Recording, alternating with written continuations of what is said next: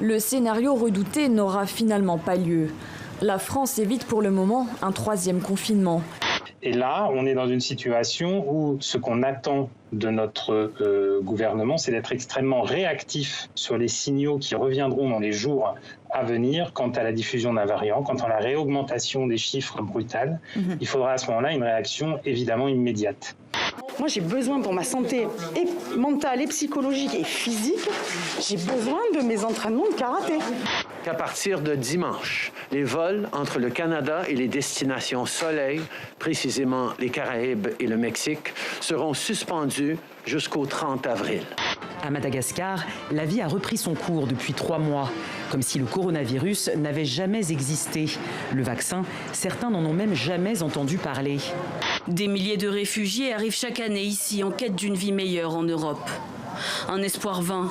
Ces hommes et ces femmes n'ont en effet quasiment plus aucune chance d'entrer par la Hongrie. Depuis une loi votée en 2016, les autorités les repoussent systématiquement sans qu'ils aient pu demander l'asile. Ça va changer non seulement l'ordre mondial, mais également nos sociétés. C'est une révolution qui est plus importante encore que la révolution industrielle du 19e siècle, sauf qu'elle va beaucoup plus vite. Il y a des entreprises géantes qui sont aussi puissantes que des États qui n'existaient pas il y a 20 ans.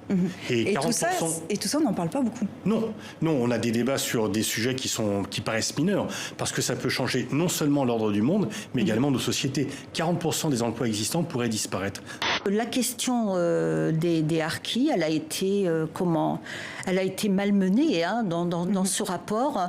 Il faut savoir que 45 000 harkis, dont la moitié étaient des enfants, ont été victimes d'une politique d'internement en France. Et je suis moi-même née dans le Lot-et-Garonne, derrière des barbelés. Ma réflexion, c'était de mettre en avant les Outre-mer qui, pendant 1 an, n'ont pas travaillé. Ce sont les gens qui font des produits pour venir au salon et ils ne peuvent pas travailler. Donc, ils ne peuvent pas rester avec les produits. Je me suis dit, il faut que je trouve un lien pour au moins écouler leurs produits.